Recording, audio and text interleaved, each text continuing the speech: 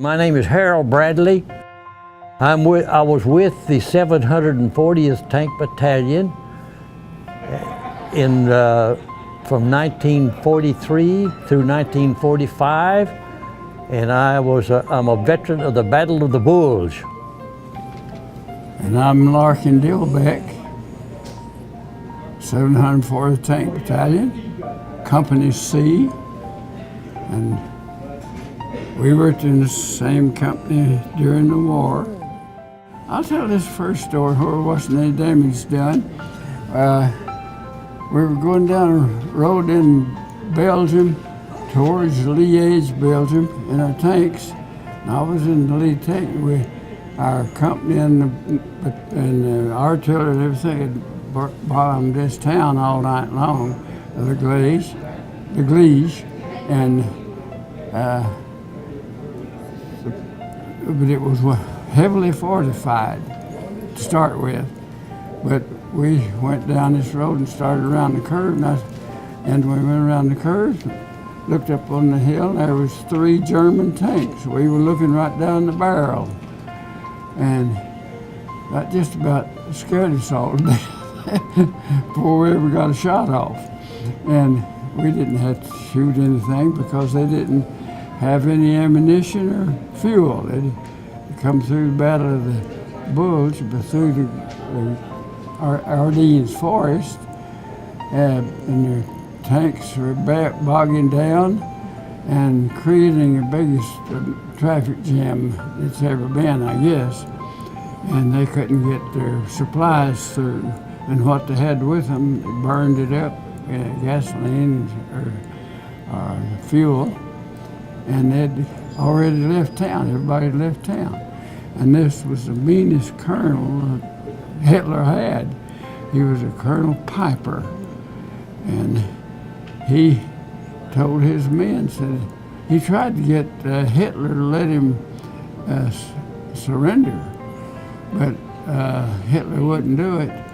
So he just said, I'm leaving anyway. Well, he didn't get an answer from Hitler, actually.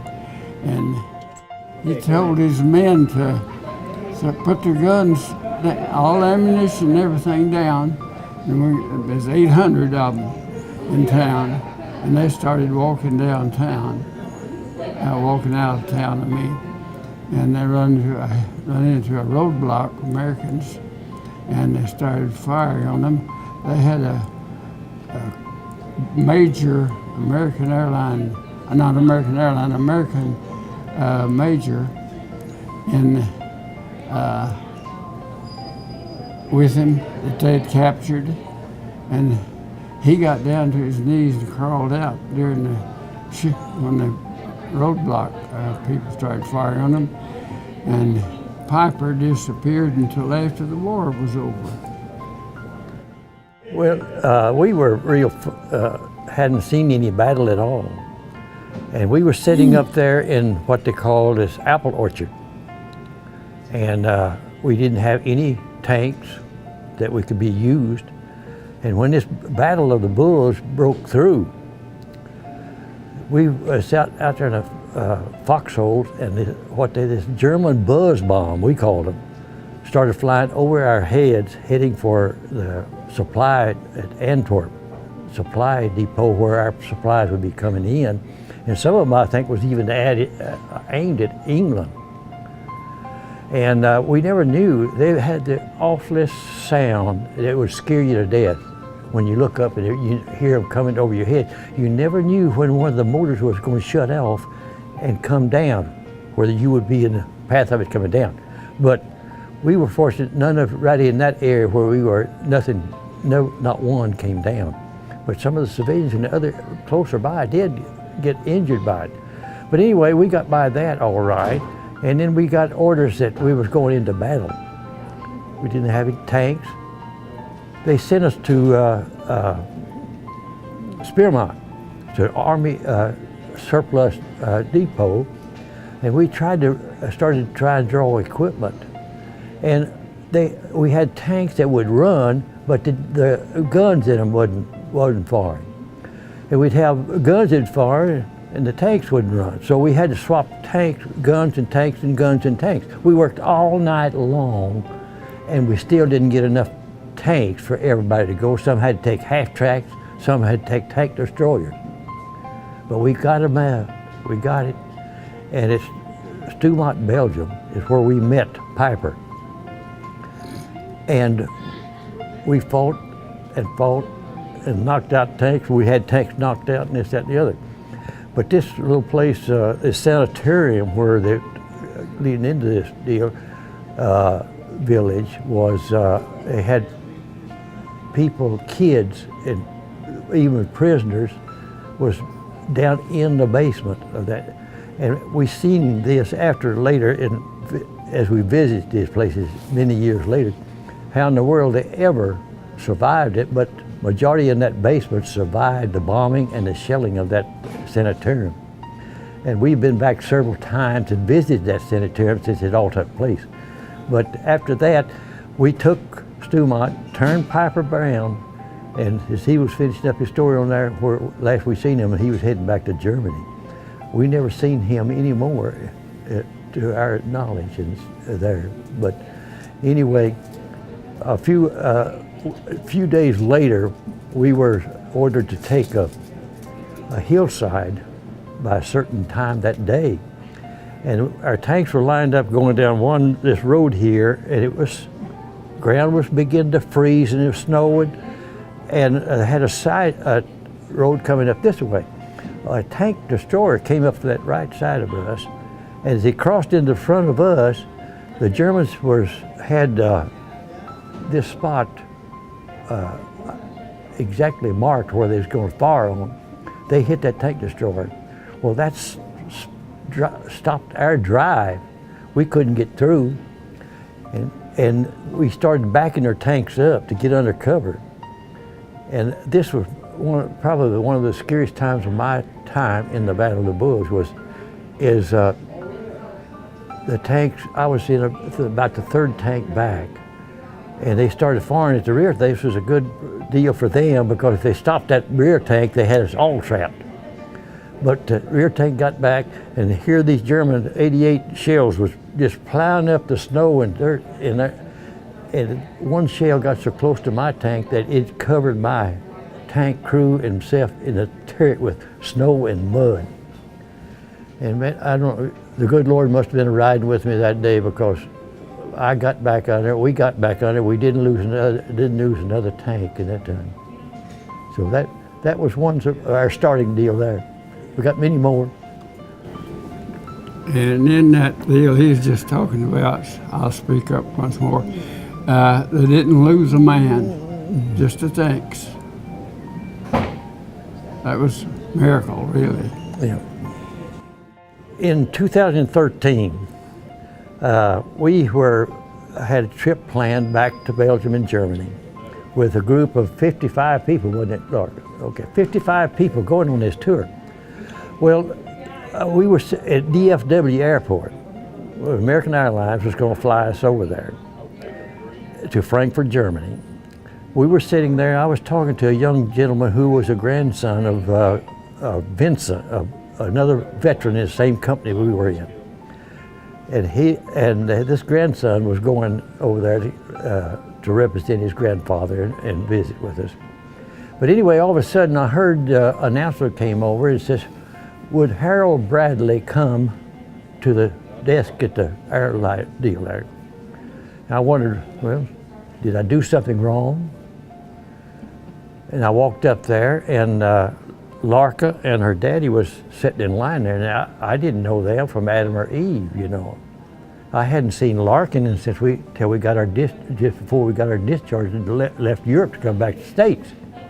But anyway, what was happening, Miss Larkin there, unbeknownst to my deal, had talked with them and got permission that they upgraded my ticket to business class ticket to fly over there. And I turned and I saw these here, and I got acquainted with. I said, he looked familiar, but I couldn't put a name to it.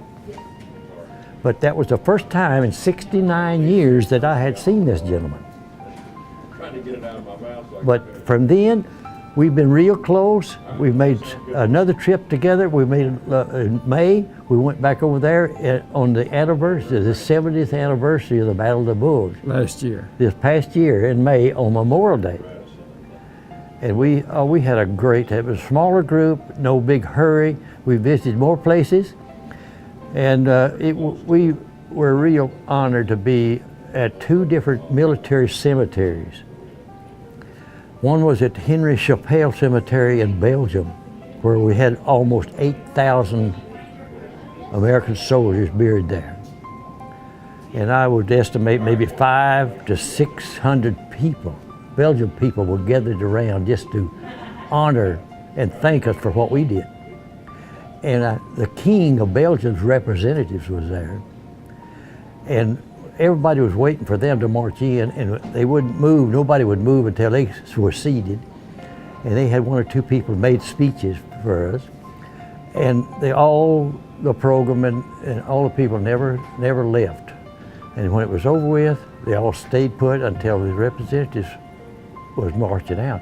But before this representative could leave, he stopped by and made a visit with us, shook each one of us hand, and honored us by saying, "We're proud and honored that you have saved our country." And we went from there to another cemetery in the Netherlands, where 10,000 servicemen are buried there. How did that make you feel? It just made me feel humble and proud that I was still able to make such a trip over there and see. I have gained more friends through the media, through the Facebook and this, that, and the other, that I had never dreamed that I'd ever see or hear. Well, you know, there, and you know, just to show, President Roosevelt's, was it his granddaughter? She was there and made a speech at this, concerning how America felt about this and about this. You know, it was tremendous to even have her there too. And it was probably 2,000 people standing there just back to back around the whole ceremony. And they never budged or moved, and you would never really understand, to see it yourself, how many flowers and wreaths that were brought in to this area. And each wreath represented a certain army deal or something during the war. And I tell you, my experience there, I thought I would never get out of there. There was people kept coming up to me, wanting to take a picture with me, wanting to talk to me about the war and this, that, and the other. And Larkin and them was already at our bus waiting for me to load up. And the secretary of our association had to come back and get me.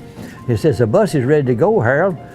And they kept following me, and before they turned me loose, I had to take the last picture with a young man and his sister. But you know, not many people get to do that, and it just done my old heart real good to see people that interested in what was going on. How did it make you feel? Oh, well, it's no way to explain it. It's just awesome. They had people coming around.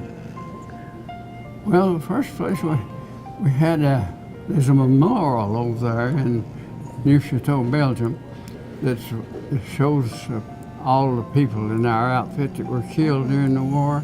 They had a big,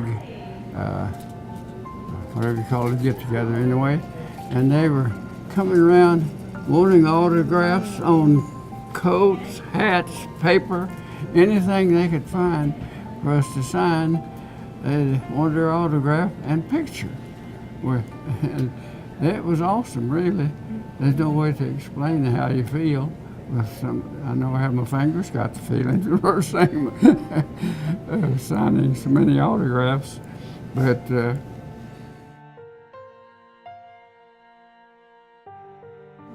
well, it was nice, but we realized, both of us realized we'd been in the same company together, but we didn't know we was going to be, or he didn't know anyway, and I wasn't sure that was going to be on in the seats close to each other on the plane over there. And actually, like the seats are three in the middle of the plane, and then the other side, this big plane, and we were sitting in this row of 3 seats, and we were side by side, and my daughter was across the aisle, I think, and we went to sleep. I mean, it didn't wake us up too much in the flight. But you know, it made me feel like I had regained part of my family. And knowing him, it's hard after all those years to put a name to a face. You remember the name somewhere down the road, but it takes you some talking before you can get Yeah, that I remember name. his name from Yeah. in the company. But But I putting a was face new to to the it. company, actually, Yeah. at the So, time. but And his name, I got to know his name and his face, but I never was real close acquainted with him until after this flight going back over there 69 years later. But you know, I thought I'd have it made over there. You know, there was a general over there, the head of the First Army, by the name of Bradley. And I thought, well, boy, I'm going to find out if he's related to him, and I'll have it made. But you know, I kept talking with people, and I never did make the connection, whether he's kin-fu me or not. But anyway, that's quite a deal. Oh yeah, we were at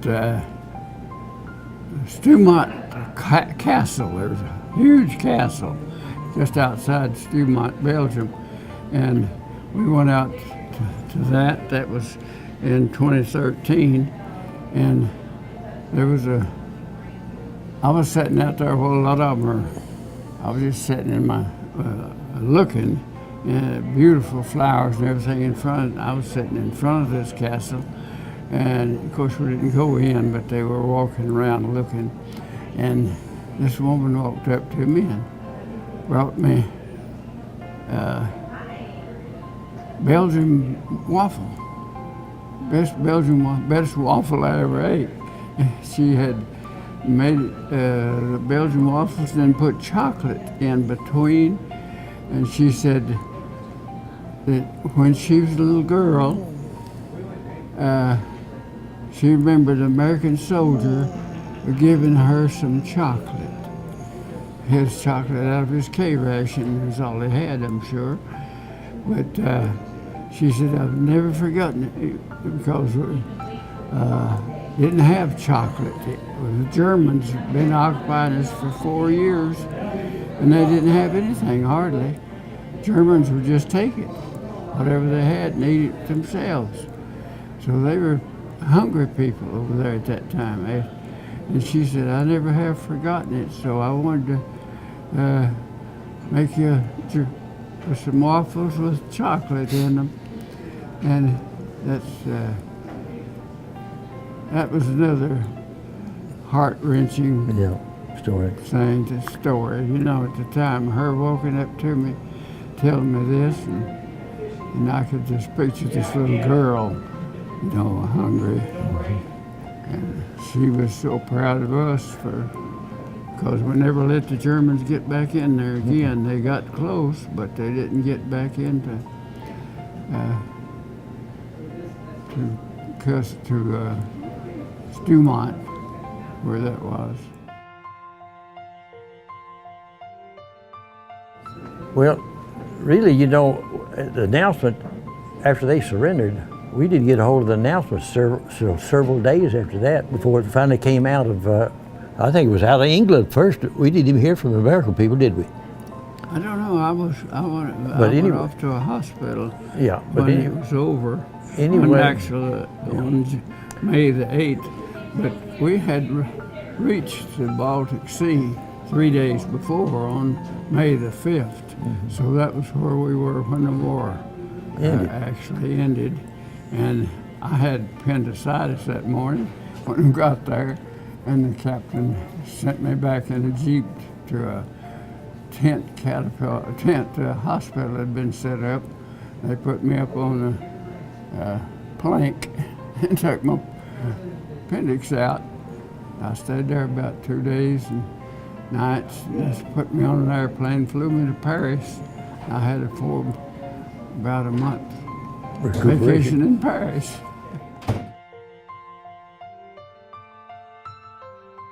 Okay, the Purple Heart I received was between the Ruhr River and the Rhine River. That's quite a ways before the war ended. And we was going up there day and night. We had been fighting day and night. I don't know, we weren't getting very much shelling from the Germans. Whether they had orders to give up, fire their ammunition up and give up, I don't know. But anyway, a horse-drawn vehicle come up off the side road, and normally everything was coming in to us, giving it up, and we was sending them on back to the POW camp. But this horse-drawn vehicle turned and went the opposite direction. I told my gunner, I said, pull the gun around here and fire some 30 caliber ammunition at that guy, and maybe he'll turn around and come back. Well, I don't know where you know it or not, but there's 2 solenoid switches in a tank, one for 30 caliber firing by the gunner, and the other is set right side by side, which operates the 75 millimeter gun, the big gun. Whether he got on it accidentally or where he did it on purpose, but he fired that 75 millimeter gun, and he hit that horse and that man with that 75 millimeter, and it blew them sky high. And I had my hand on the recoil of that 75 millimeter, and it come back and caught my hand, and the blood just flowed. It comes back hard, yeah, quick. And it made me so sick, I stopped the tank and I called for a medic and got out, went over and sat down in a shade of a bunker. And as I sat down, here come 5 German SS troopers out of that bunker with their hands up, but still had their guns on them. They just give up. Marsh told them to go back that way, and they kept going. And the medic come up, dressed me. He said, "Bradley, you're not hurt a bit." He said, "Get back to that tank and keep going." I got the Purple Heart from that. Now, on the May the 1st, before Germany surrendered on May the 8th, my tank crew and a lieutenant tank crew had to have 10 infantry boys on the back of the tank. It says, go out and contact the Germans to see how far they are. Could go through a little village here and a little village there, and the civilians said, oh, they just left, they just left. Well, we kept going. We finally found them, they were dug in. They fired on the lieutenant's tank first, hit it, knocked it out, and the shell went through the front of his tank, cut his bow gunner's legs, both of them. I pulled my tank around, started firing, had 30 calibers firing, and all of a sudden the gunner's 30 caliber jammed and the bow gunner's jammed. And 2 weeks before I had got permission to install one. That wasn't original equipment. To install a 30 caliber ammunition up on top of the tank, I had a loader of a big gun and radio operator. He's about 6'4", and he stuck about this much out of the top of that tank.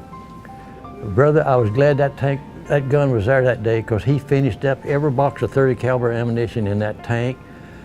We didn't lose another man. Not one man got injured. Everybody got back safe. I don't know whether he killed a lot or whether he even hit one, but everybody was safe. And for that little action on May the 1st, I was, as my loader was recommended for the Silver Star, and General Bryan of the 8th Infantry Division presented me the Silver Star. And then after that, we won that battle and went on up to the Baltic Sea, met the Russians. The war ended, and I was a lucky one that I got to go back and start during occupation, and the point system started up, and I got enough points for this and for that.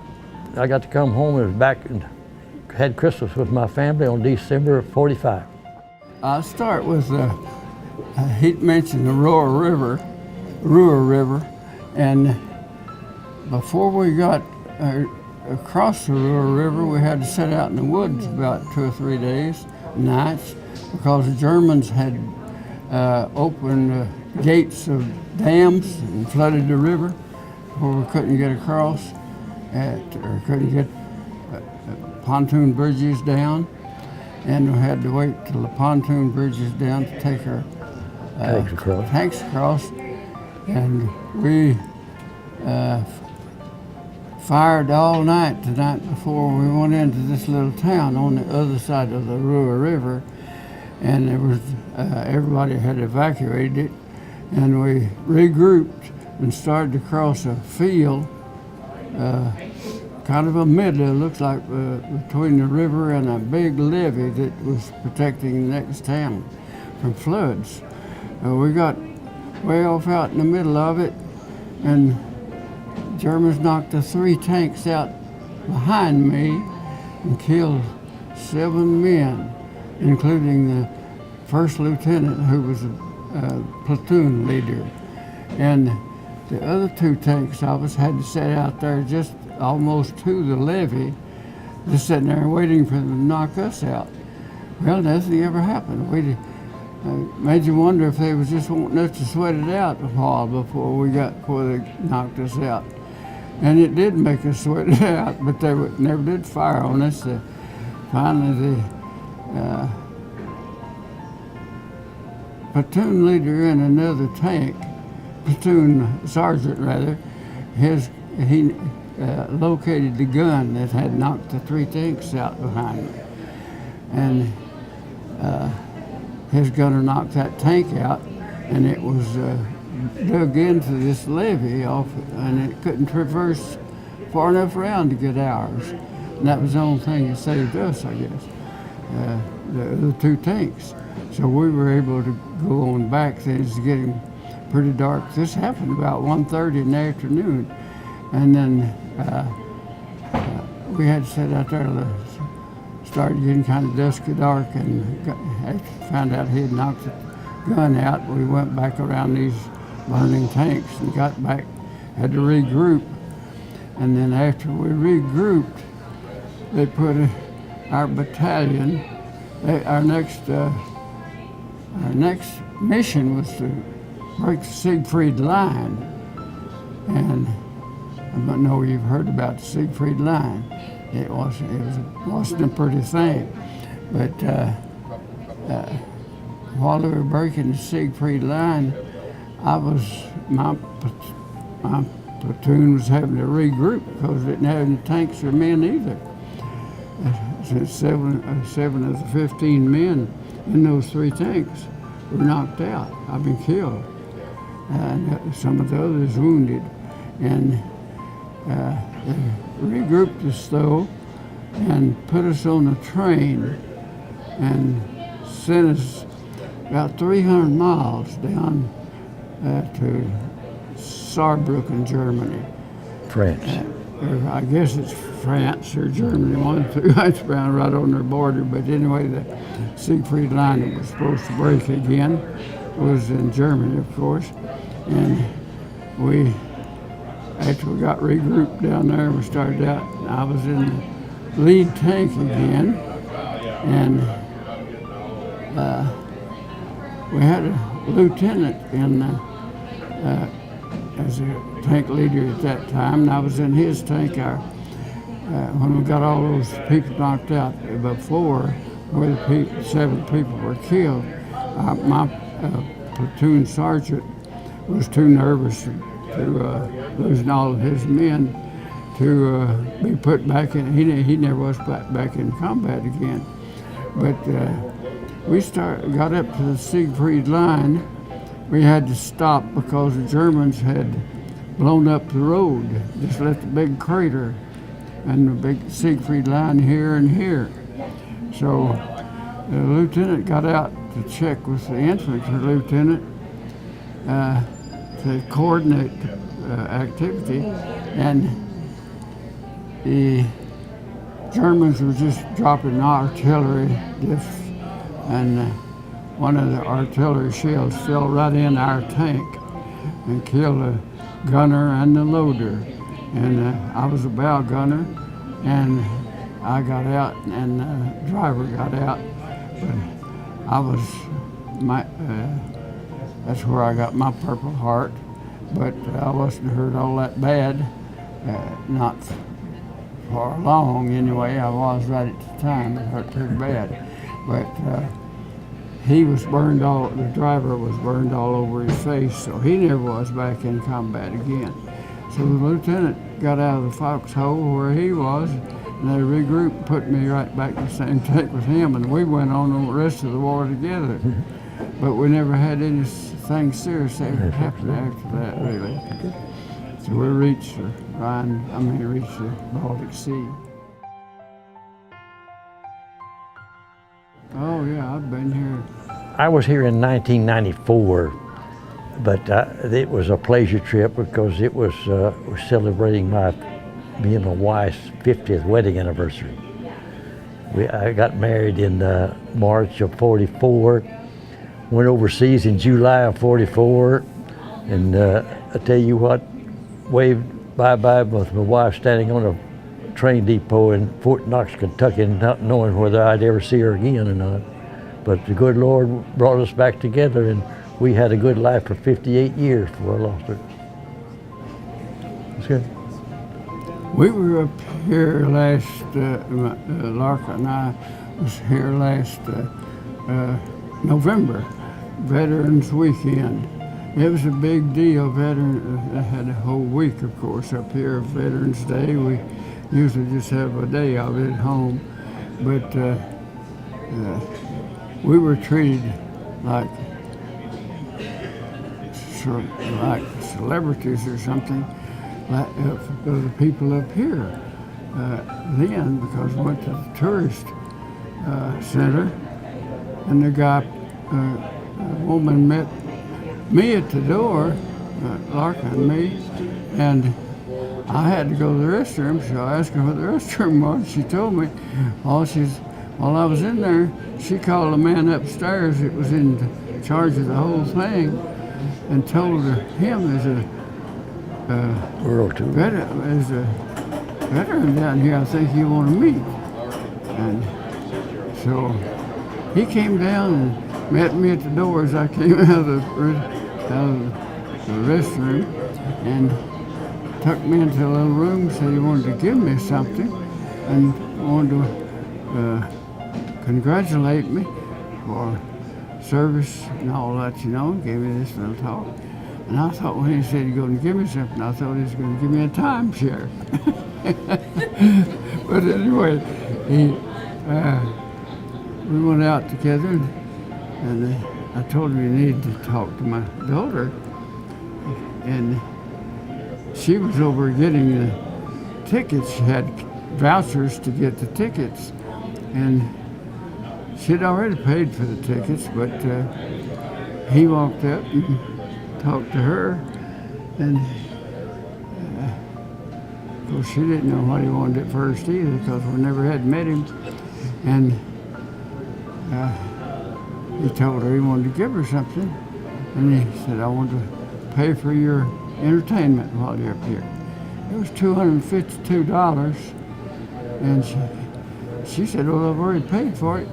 He said, he told a woman with him, said, go refund that. And he refunded every penny of it. She asked him, she asked the lady then that he'd talked to her and said, does he do this every day? Somebody come in, does he come down here and give away money? And she said, it's the first time I've ever seen him do it. None of them had ever seen him before. And it was because I was dressed kind of like I am now. And so he paid, and that kind of made us feel good too. $250 paid for it. I bet. That's why. And then he told us about the fishing trips. So if you come back in April, get a free fishing trip. I'll say this, I have never been one to back down from telling my story of what I've gone through all these years. And I wish more veterans that's left would tell their stories, because these kids today are not learning it in history. They're just about done away with history altogether. And the only way they're going to get in what's happened in the last 70 years is through us. And I wish it would happen. I got many stories that I could tell you, but I don't think you got time to listen to that. But I have told my story to a number of kiddos and this, that, and the other over the last few years, that I am just honored and proud to be a 90-year-old man and still able to get out here and work and do things and be able to travel around the country with people like I got here. That's it. Does my old heart good. We got cheated in Europe, though. We were both married, and we didn't get to flirt around with all those pretty women. Yeah. That's awesome. Now, you didn't have to tell that.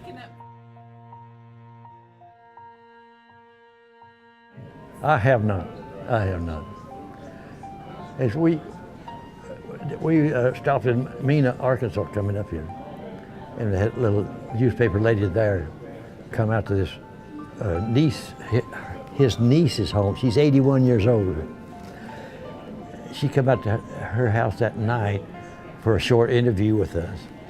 We wound up for over 2 hours. It was over 2 hours. She kept talking, we kept talking. Yeah, it was a lady from the newspaper interviewing us. And just recently we got to go, Larkin and I did, to up to Dallas. Up to the, what's the name of the hotel? Oh, what? Embassy Suite Hotel Embassy around Suites, Grapevine, yeah. Texas. We got to go up there. A film company come out of San Francisco and filmed 4 of us of our experiences of training in the Arizona and California-Arizona desert at 43 and 44. And speaking of a documentary of that, and what we said is going to be posted at the Library of Congress. And when you get this old and still able to do something like that, you got to be proud of yourself. It's supposed to be shown on TV between now and when it goes to Congress, Yeah. I think. But